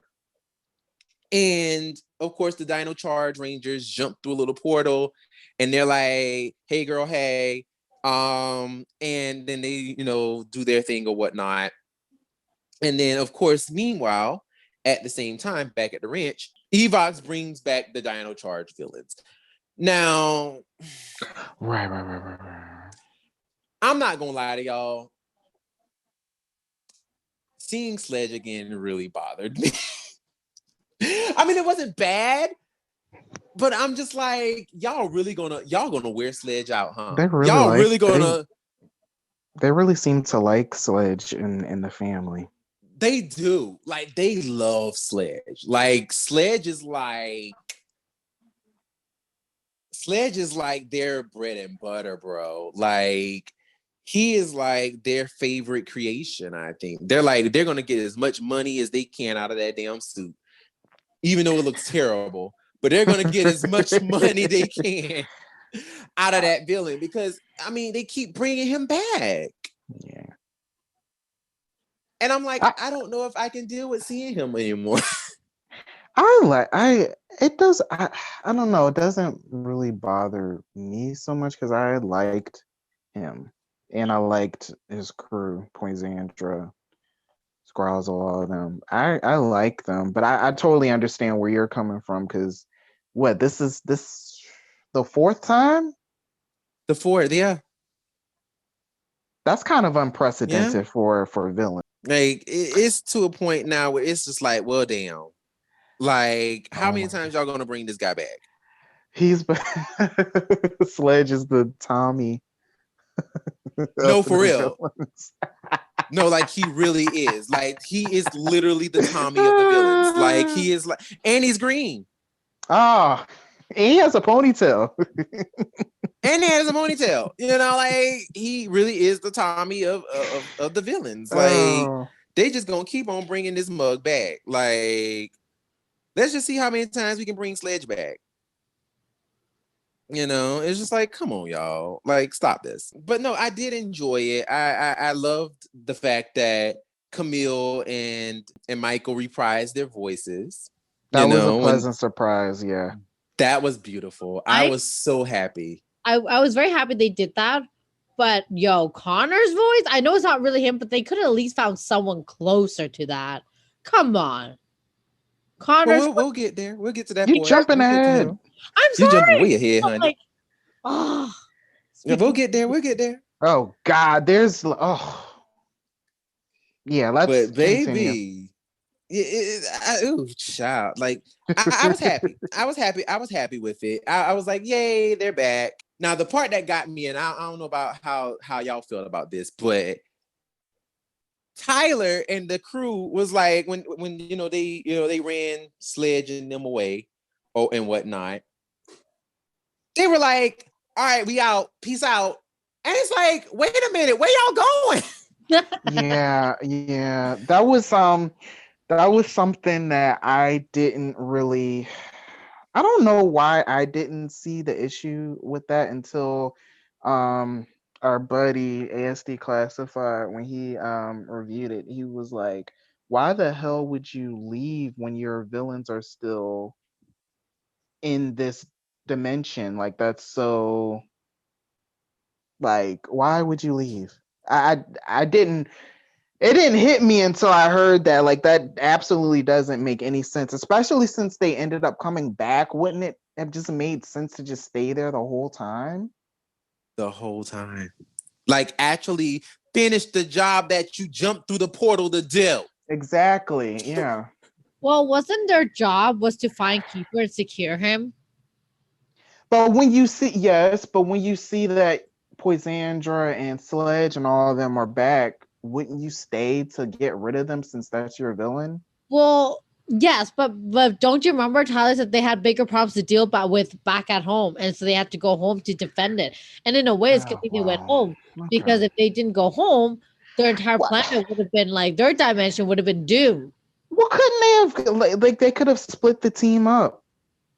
They were 6. They could have had 3 stay there and 3 go back home. You know they're not strong enough. And also too, let's not forget.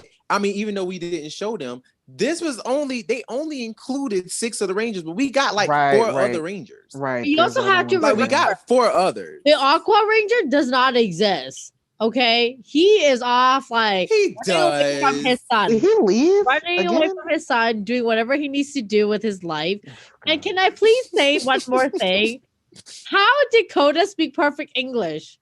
I don't understand. Yeah, like his English is a lot better in this episode. And the thing is, he pauses when he communicates. He pauses when he communicates, but it's not broken.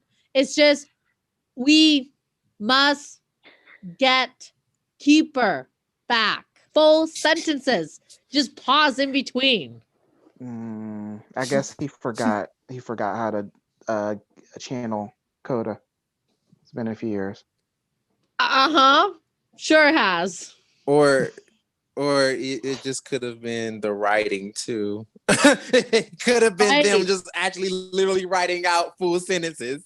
Right. And just being like, yeah. But like the writing part, I'm like, y'all forget how Coda should speak.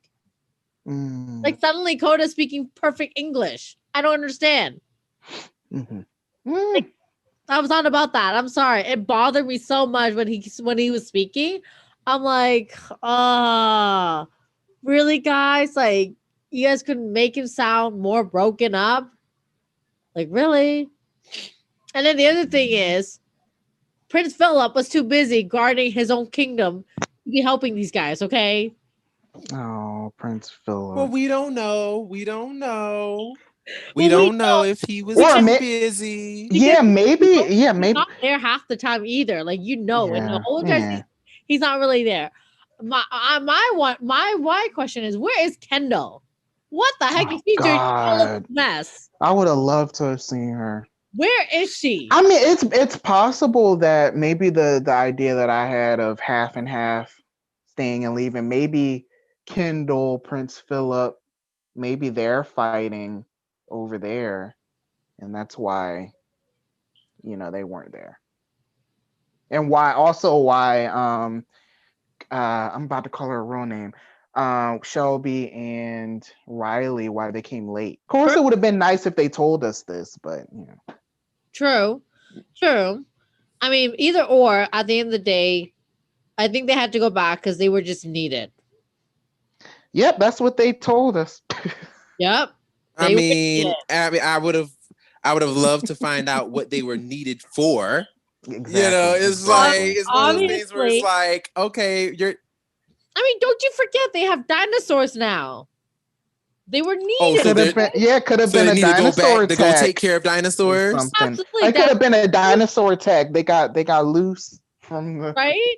The zoo. Poops, or like I don't know, like oh please. They could have a real life. Get out of here with that. Well, not a real life, but they could have a Jurassic Park situation going on. They could have had Jurassic Park situation actually. Or Jurassic World. Get see that out of here. So you mean to tell me Kendall couldn't handle that? Obviously not. No. Oh my God, there's she's probably having a whole mean to tell me Kendall couldn't handle it on her own? She's having a whole meltdown. The system broke down. She doesn't know how to resolve this. Well, it's more of them not filling in the blanks, which has been a problem for a while now. But for the most part, despite these things we're complaining about, it was so nice to see the Dino Charge Rangers again. For me personally, that's one of my favorite casts, so it was fun to see them again. It was the most enjoyable episode of the 3 for me. Oh, absolutely. If we're like, and it's funny that we're like literally tearing this episode apart. Like these are minor things. Like these are like that's actually a minor situation in this episode. I love you like I'm like, no, you guys are tearing this apart. I'm the one that's trying to defend it. Well, you were trying to defend it. That's that. But I mean, but the things that you were trying to defend, it's like, nah, sis, nah. But you know what I'm saying? Like you can't defend the flubs, but I mean the episode as a whole, it was the best episode of the three. It was definitely the best episode of the three.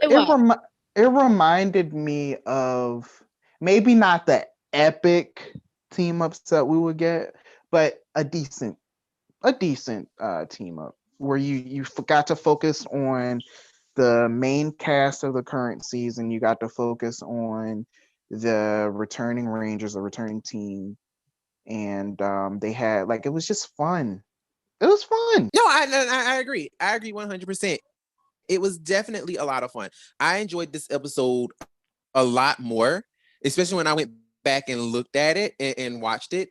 I enjoyed this episode a lot more than what I initially did. I really enjoyed this episode because it was a very.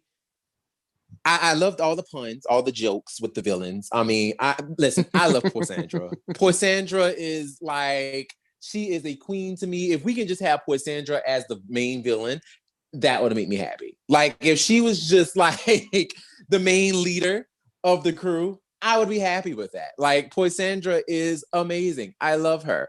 So I enjoyed seeing them. I enjoyed seeing the Dino Charge cast. Like you said before, they are some of the best cast members of the show. Like they're one of the best ones of the recent years. So seeing them again was just, was a delight. Like I loved them. And plus we got to see Ivan. And like I love Ivan. Oh, yes. I am a huge Ivan fan.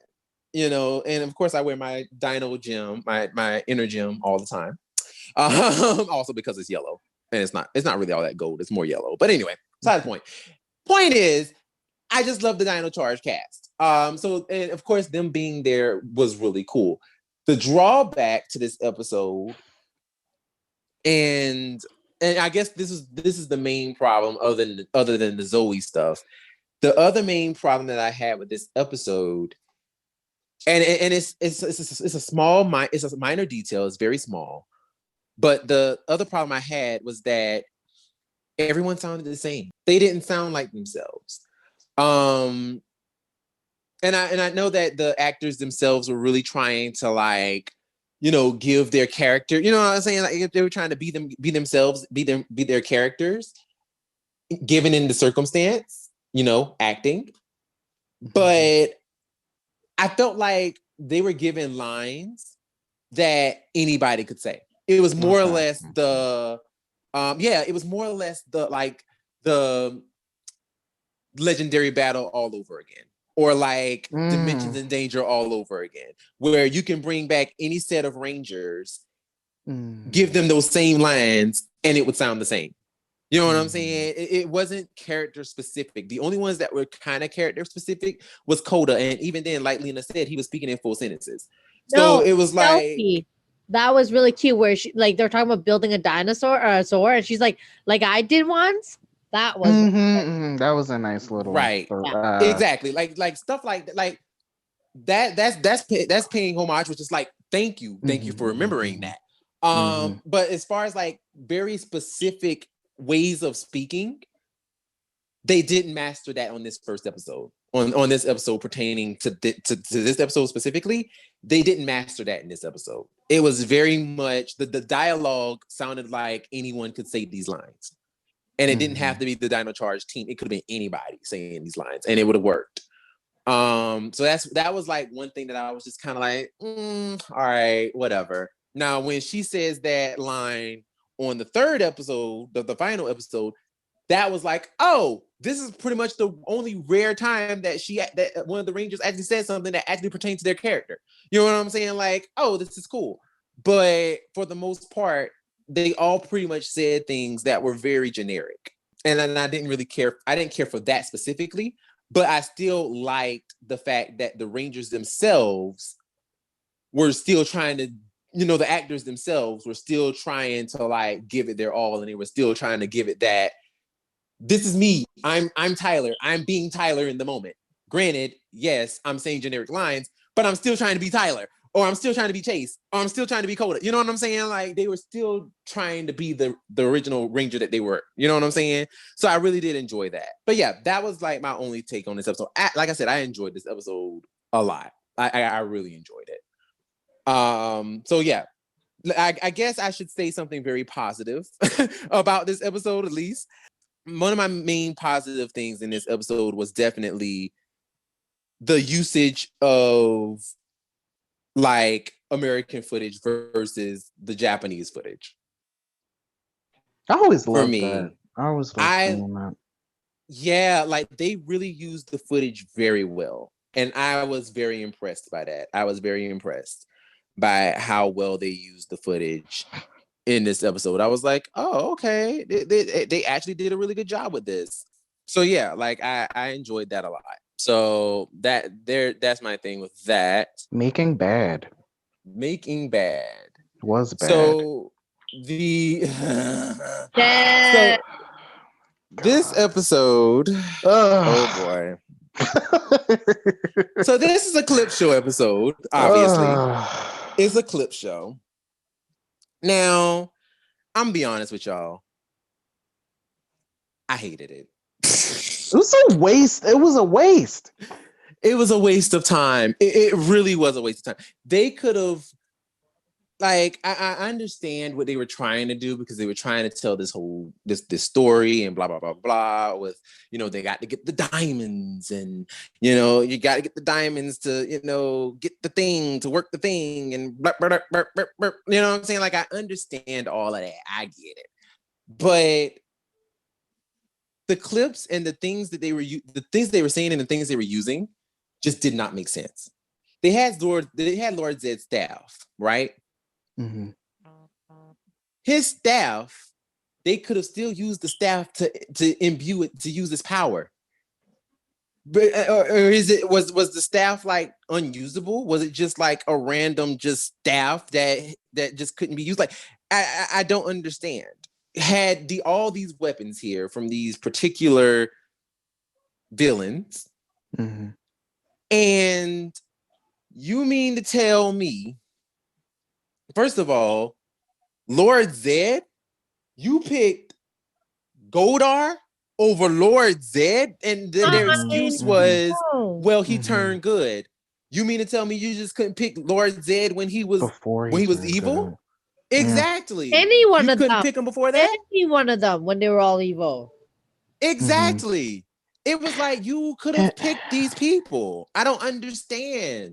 One of the big glaring things for me, all of the clips that they used, the voices in the clips were not the original actors, which confused the hell out of me because don't you own all of that footage?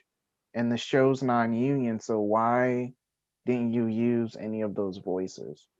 That was something that like took me out of it. Like, it was cool to see them actually showing footage from the past, but to not hear the voices was like, oh, like it hurt.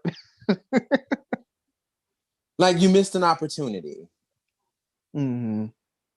And Goldar, and I mean, even real quick, Goldar, the voice actor that did Goldar, he's alive and well. He knows about Power Rangers fandom. He goes to the conventions and meets fans. Why didn't you contact him to reprise his role? Which, like, that goes into the next episode where it's like, missed opportunities. Like, what? Like, who planned this? It's like there was a whole lot of, like, a lot of these voice actors. For example, Liambo reprised his role of Korag. He reprised his role. Antonia Preble, who played Claire, she was the voice of Udana. Yeah, she did the voice of Udana, which I was like, that's beautiful. Thank you, Antonia. She did the voice of Udana, and you know, certain people came back and did certain voiceovers, which I was like, that's cool. Like you said, why couldn't they get the voice actor who played Goldar to reprise his role as Goldar. And then also too, my thing is, yes, I have heard that some of the footage was like when they tried to use it, it didn't quite work. Something with the audio or something like that, where it was just kind of like it didn't quite work that well. But my thing is, it's like if you're not going to use the original voice actors, hell, they had a whole scene with the Red Ranger, with the Red Space Ranger. Why didn't you just call Christopher Kamen Lee? He's like right there, like he's here. You couldn't call him just to be like, hey, bruh, we're gonna spot you a couple dollars. You know what I'm saying? Can you come back and reprise this role real fast? Come back and do the voiceover, for the role of Andros just real fast for us. Like he's right here. Like I don't understand. It's just stuff like that. That's just like, what is going on? Like you're using these old clips of these old Rangers, and the voice they had for Andros was terrible. I'm like, who is this person? Andros does not sound like a prepubescent little boy. Like that is not what Andros sounds like. What is this? Like, it was terrible, Your Honor. It was really terrible. I'm like, I don't understand what this is. Like, why are you doing this to me? Like I personally felt offended. I was like, this hurts. This hurts my soul. And the voice for Lord Zed, of course, nobody can emulate the voice of Lord Zed. Like that voice is just too distinct. And plus, God rest his soul, we lost him and stuff. So I mean, it would have been tough to try to, do that anyway.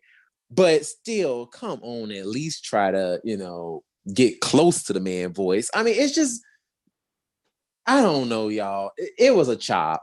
It was a chop. I was just like, no. The only best part about this episode was them killing Sledge. I was like, yay, it's over.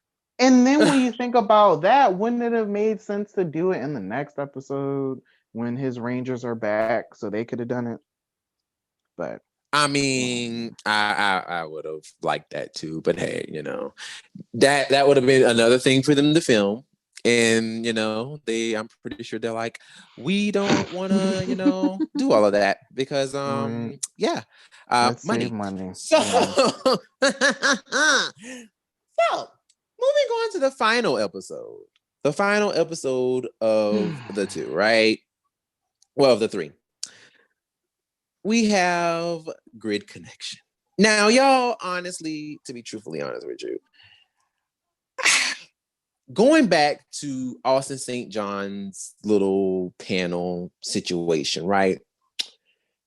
Now, I'm pretty sure this was a thing that everybody remembers because Austin was just like, he was on this panel basically being like, yeah, they asked me to come back before. I was like, no. They asked me to come back again. I was like, no.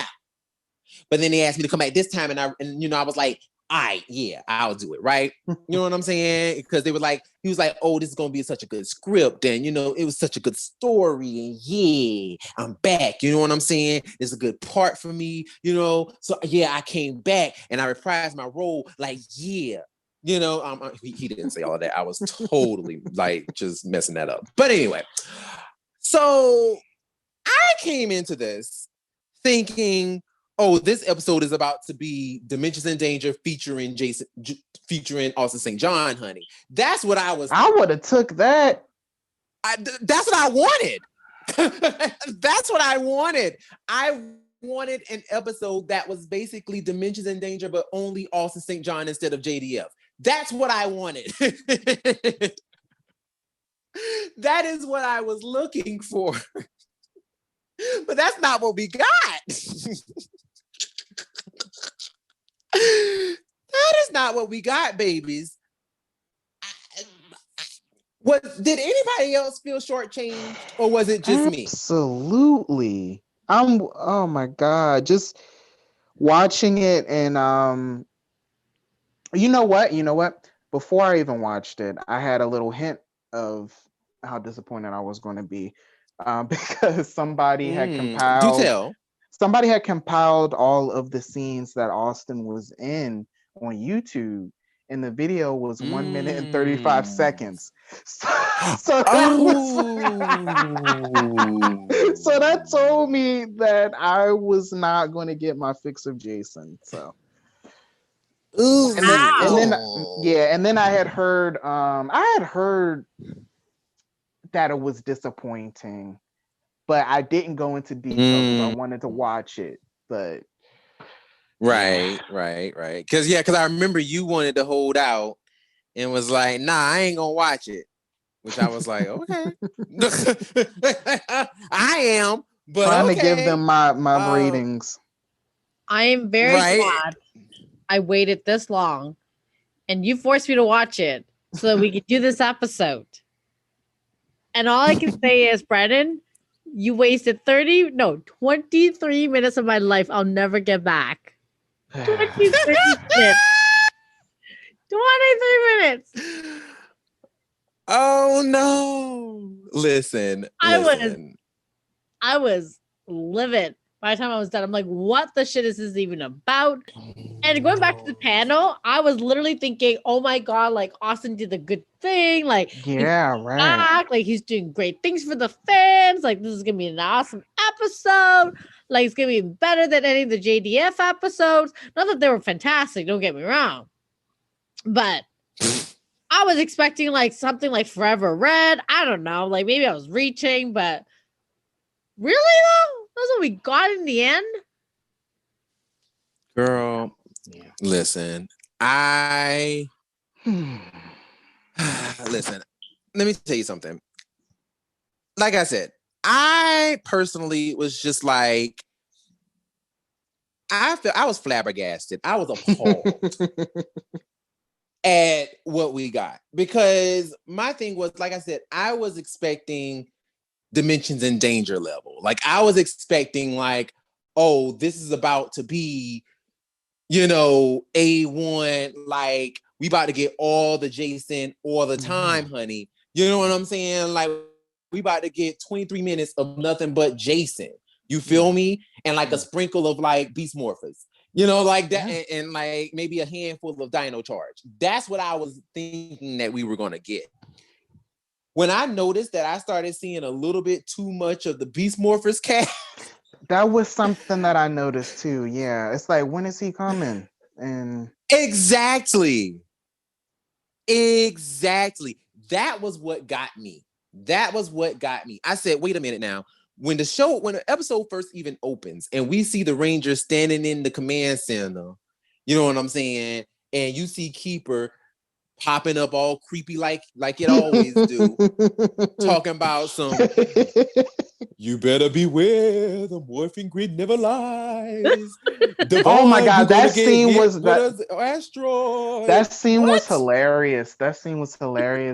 Devin, Rory, his facial expressions did it for me. That was priceless.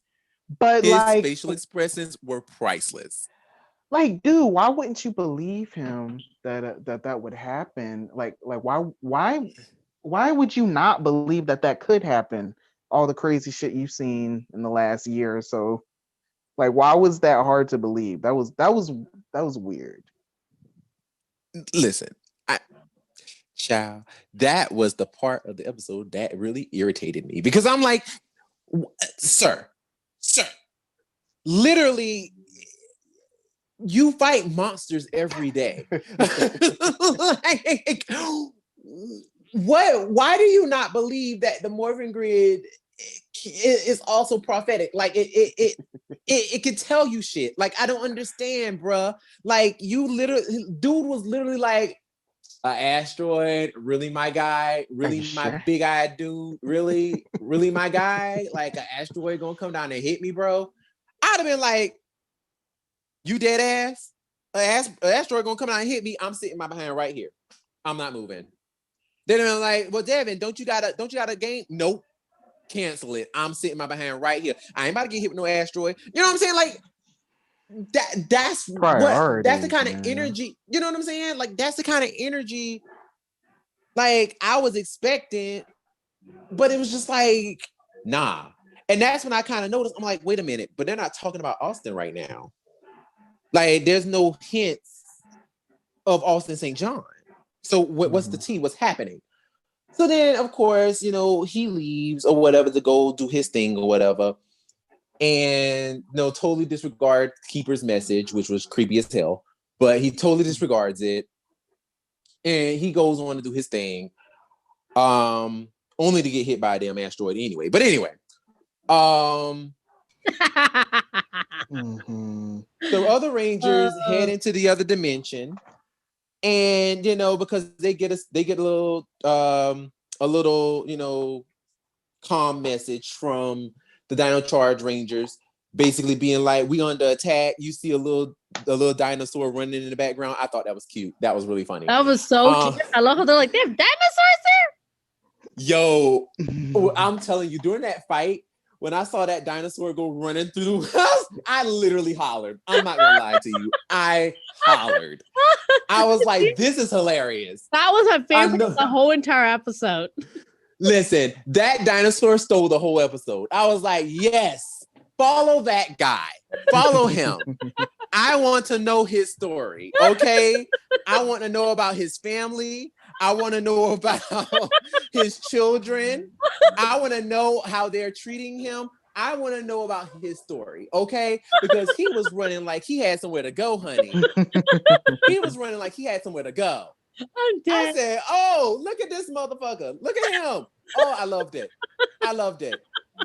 But, so it running, it's doing this little thing and whatnot, baby. And all of a sudden, like, they go do their little morph, teleport in, do their little thing, help fight, yada, yada, yada. Basically, the Dino Charge Rangers get their inner gems taken, per usual. And I'm not gonna lie, the fight scenes were really well done. I was very impressed for them being like American like fight scenes. Cause as of lately, I don't know what it is, but the fight scenes in Beast Morphers to me were sometimes they were good and sometimes they were really lazy. I don't know what it was. Like they were kind of up and down a little bit. I don't know if y'all felt like that. Are you talking about the civilian fights or the suit fights? The suit fights. Okay. For those, I don't even be paying attention to those anymore. Oh my God. It's for me, it's always been so cool to see the actors doing their own stunts, or at least somebody that looks like them doing the stunts. Right. So I've always loved that. And I think especially getting older, like it's really cool. And seeing the later seasons when they actually do put the effort into making the unmorphed fights, good. That's what really impresses me. When it comes to the suit fights, I don't always pay that much attention to them because it's just like we see it all the time. I don't expect the non-Sentai stuff to really impress me. Like I'm thinking back in particular to oh my God, who was that, Samurai? And like those really didn't impress me. And then of course I stopped. I stopped like really watching after that. So well, I mean, to be truthfully honest with you, I agree with where you're coming from, and I guess it's just because like I do martial arts and I do stunts, so like for me it's just kind of like that thing of like, ooh, that stuff catches my eye, and of course, like you said, with the actors doing their own stunts, that's very appealing and that's awesome. Even though we have the occasional, Japanese guy in blackface with, wearing wigs, which is, hilarious. But for the most part, it's one of those things that's like, I mainly watch Power Rangers, not just for the drama, but I also like to see the action. Like I like to see the fights and, see how they do and see, what kind of cool little wire food that they're going to do. And I feel like Alpha Stunts and Koichi, they always delivered with the fight choreography. Maybe I remember you said that they let us know that they weren't on the show anymore. They haven't been for a while, so maybe that's why. I think that's what it is, because like they always delivered with the fight scenes. I don't know what it was, but for me, whenever I would watch Power Rangers, especially when it would come down to like the first episodes, and this is a complete sidebar. We're going to get back to the episode, trust me. But when we would watch the episodes that Koichi would do, especially if they were first episodes, right? You would see all sorts of just flip-de-doos and all sorts of just like flipping on wires and, you know, doing all these weird little like contortionist martial arts moves and all this flipping, and you would see all of that stuff, and it gets you pumped up and excited, even though the background music was just, you know, typical background music that could be used in anything, because the background music was always trash in later seasons. But anyway, that's not the point. The point is, it looked good. You know what I'm saying? It was exciting. It looked good. It was like, ooh, this is a thing. You know, like honestly, for me, one of my favorite episodes of like a very first fight was RPM. Like RPM's first fight with just Scott, Flynn, and Summer on that first episode, especially when they run in and they do their little stand in and they do a little slow motion across the face, you know, and each one of them have their little flashback moments, and then they morph, and then they do the little helmet thing, and they, you know, they show the different parts of the helmet, and they're posing like, yes, honey, get into it, gag. And then they start fighting, and then all of a sudden they're doing all these like high flashing moves, and that was gag worthy. That was like, yes, honey, yes, give it to me. I loved, real quick, I loved that they actually gave each ranger a fighting style, and whether they were civilian or morph, they stuck to that style. I thought that was such a cool little detail. I guess that was such a cool detail to have throughout the entire season.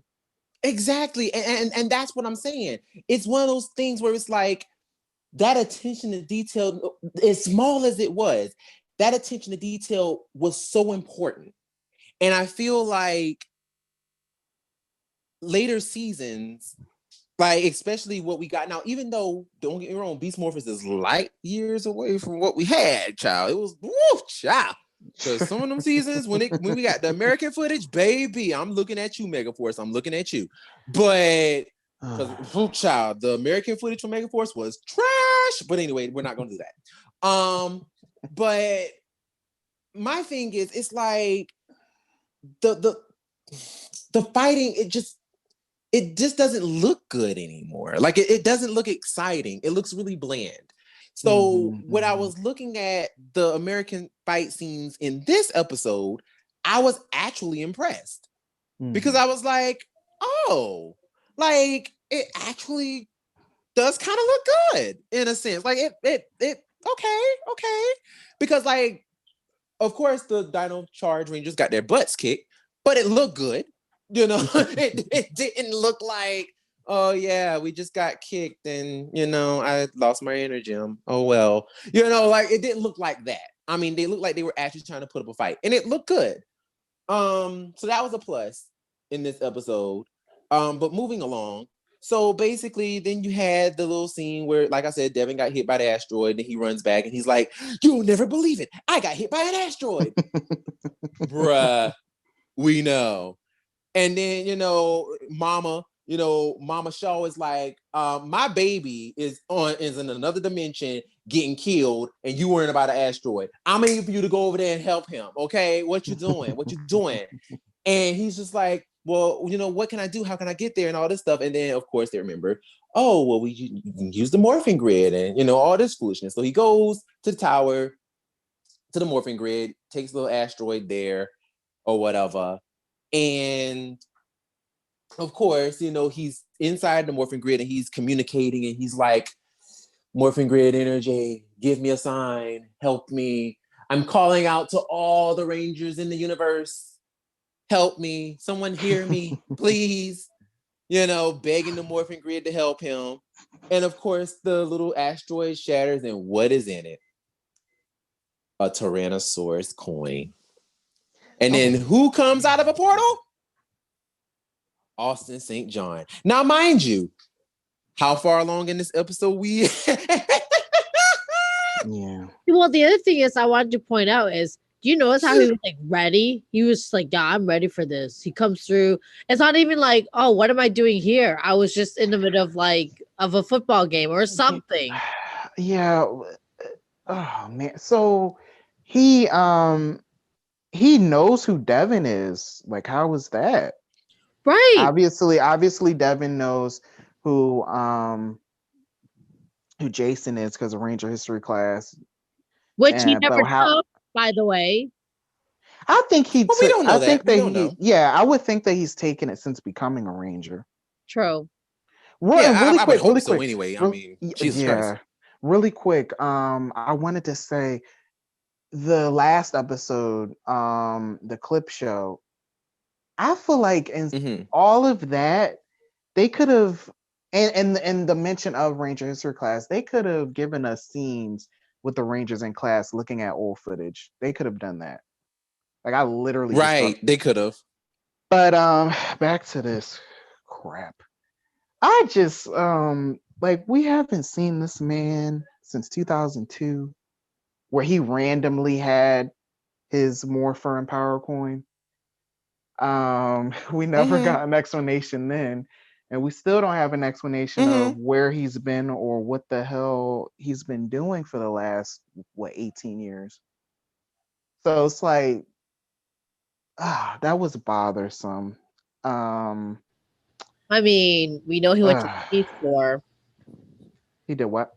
He went to the Peace Corps with Trini and Sacked. Well, that was before, but like you know, like, he came back for Zeo, remember, and he was in the Turbo movie, and then he was gone, and then he was in Forever Red and had his original powers. We had no idea how that happened.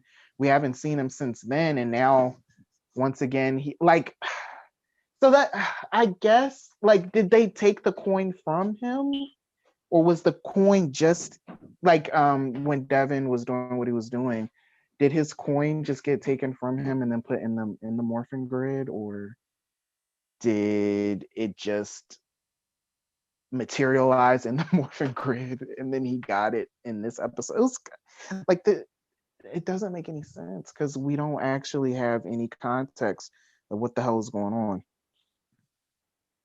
Listen, we don't know what the heck or what the reason is as to why, you know, an asteroid containing his power coin, even why that thing even came down like that. We don't know. We don't know, and of course, Beast Morphers will never explain it.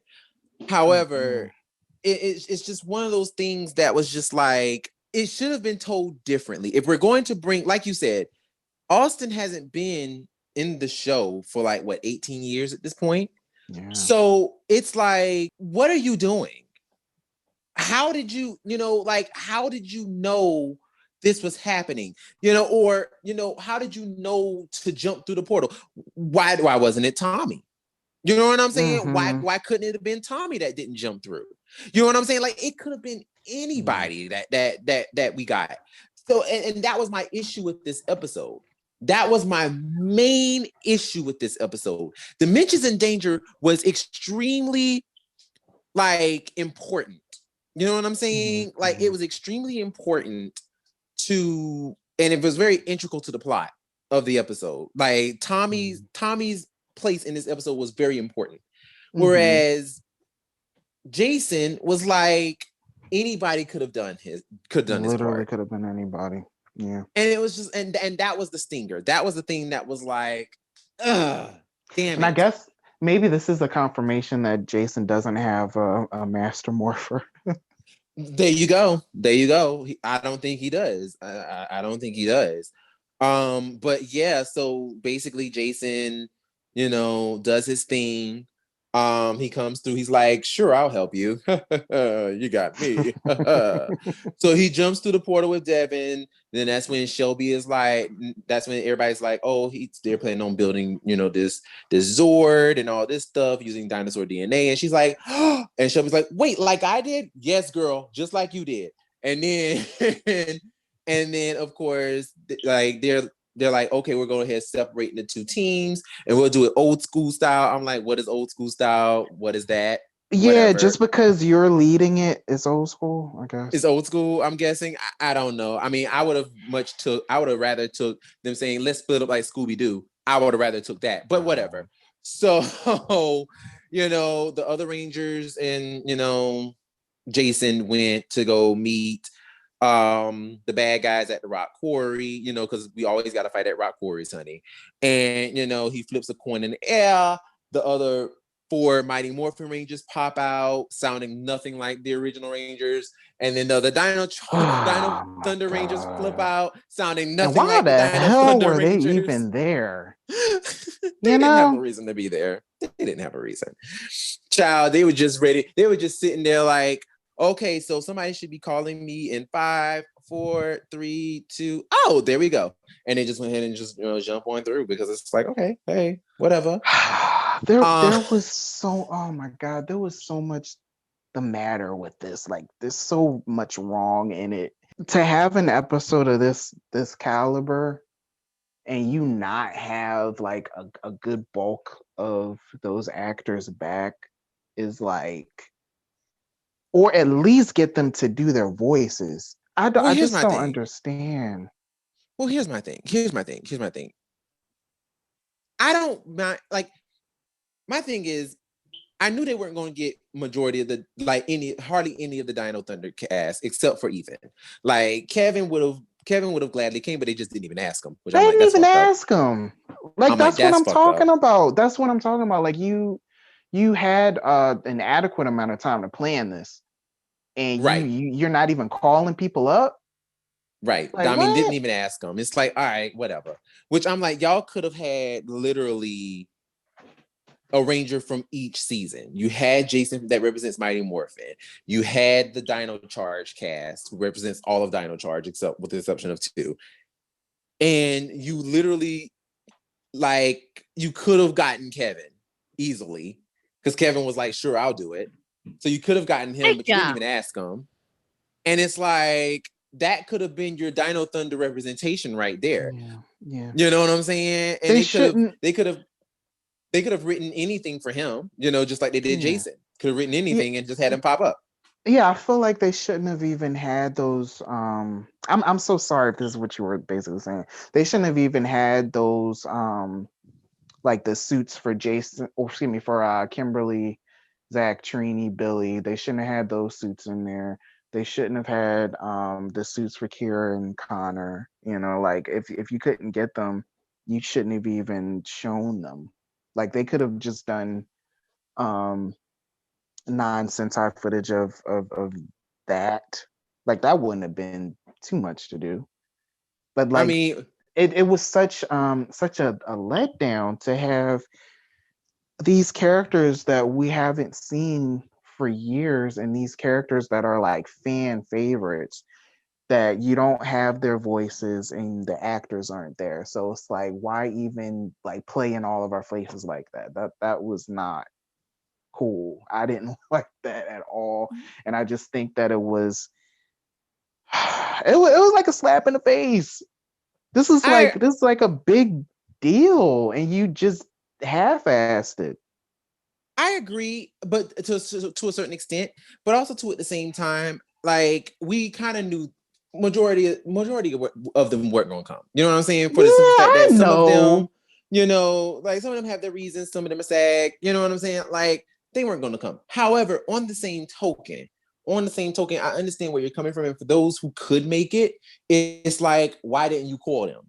You know what I'm saying? Like, why didn't you call them and be like, yo, if you can make it, you know what I'm saying, come through. You know what I'm saying? Because, I mean, we could have had Ethan, and plus, he's another tech wizard. So you could have easily found anything for him to do something where he could have, like, for example, in SPD, they were like, oh, we use stuff that you created, we still use some of your technology in SPD. It could have been the same situation where they use some of Ethan's technology or whatever. Ethan comes through and he's like, oh, y'all using my stuff? What's good? I can help you. You know what I'm saying? Something like that. And it would have been cool, like, to piggyback off of what I said before of them showing Ranger history class. They could have, like, shown the people that would come back. They could have shown clips of them back in the day to kind of to educate the kids on who these people are that are showing up in this episode. Right, or at least just to educate them on, like, the type of foot soldiers that they were fighting. Like, That those too, putties came back from Mighty Morphin, and the Triptoids came from Dino Thunder. You know what I'm saying? Like, something like that. But nah, like, it was just, they were just randomly just flipping through dimensions and was like, hey, we're here. The fight scene was whatever. It was meh. Then of course Jason is like, this thing has 6 heads. No, Jason, it has 7. I was like, damn, Angel Grove is messing y'all up like that. Damn. I mean, I know Angel Grove was a public school, but goddamn, man. But yeah, so they ended up bringing the new footage mixed in with the 1993 footage, and that was funny. It looked terrible. Like, how it was not remastered or nothing. I was like, why didn't you just redo the footage? I was just saying, why didn't they just remaster it? I mean, because to be truthfully honest, like the Japanese, like with the new footage from like the Shout Factory, literally the footage is beautiful. Like, it's perfect. So it's like, why didn't you just use that? But whatever. That's not any of my concern. But whatever, it was cool to see, the old footage of the teams and their little Zords or whatever. And then they defeat the little 7-headed, but Jason called it 6-headed dinosaur Zord. And then, that was a thing. And then at the very end of the episode, Jason is like, all right, y'all, we about to go. Peace out, whatever. And of course, Devin has his own little personal moment of just like how Brody had his little moment at the end of Dimensions in Danger. He's like, oh man, like, this is better than any video game or whatever foolishness he said. And then he hops through. The end. Y'all, that episode was exhausting. It was exhausting. As a whole, y'all, we're not even gonna rate separate episodes. Not even rate separate episodes. Just as a whole. If y'all were to give this just the whole thing, the whole summary of everything, because all these episodes connected. If you were to give the whole thing, what would you say? How would you rate this whole thing? I think I give it like a D+. No, out of numbers. My bad. A 6. And I kind of want to go for it's 5.5. No halves. Okay. You're about to give it a 5.5. 5.25. Because like, I feel like the first episode is what keeps it from like a 5 or 4. Mm-hmm. Damn, but then 6 seems kind of high. Oh man, I was disappointed. I'm gonna give it a 5. I'm gonna give it 5. 5, okay. Lena? I'm gonna be nice and I'll give it 7 because I enjoy most of the episodes except for the last one. Okay. Yeah. Okay. For me, I'm gonna give it a 4. And I'm only being generous with the 4 because of the Dino Charge episode that featured Zoe messing stuff up. Like, that's the only reason why I'm giving it a 4, because that episode was actually probably the best one out of all of them. Yeah, I'm going to give it a 4. I mean, honestly, y'all, like, this whole thing was just so disappointing. It was just so disappointing. I expected better from this. Learn something from this. We were rooting for you, Power Rangers Beast Morphers. We were all rooting for you. Learn something from this. Like this wasn't okay. Like like there were certain things that was just like, oh, okay, this is a thing. This is cute. And there were little glimmers of like, oh, this is okay, cool. But for the most part, it's a chop. It's a no. No. We're pretty much done with this review. So yes, if you guys like this review, definitely let us know in the comment section. I hope we weren't too mean about it. What is our question? What is our giveaway question? Yes. Our giveaway question. Our giveaway question is, what did you think about it? What did you think about this? What did you think about these episodes? Let us know what you think. Because I personally want to know what the people think. I mean, I did see while it was airing, I did see a lot of people were like caping for it hard. Which I was like, were we watching the same show? I don't know. But I mean, hey, some people loved it, and I'm not here to, discourage anyone from liking what they like. However, I know it wasn't my cup of tea. So, the question for us that we want to know for you all is, how did you like it? What did you think? Let us know in the comments. And, thank you for listening. My name is Brandon. I am Lena. I'm Will. And we will see you next time with another episode of Tribunal of the Grid. Good night. Night.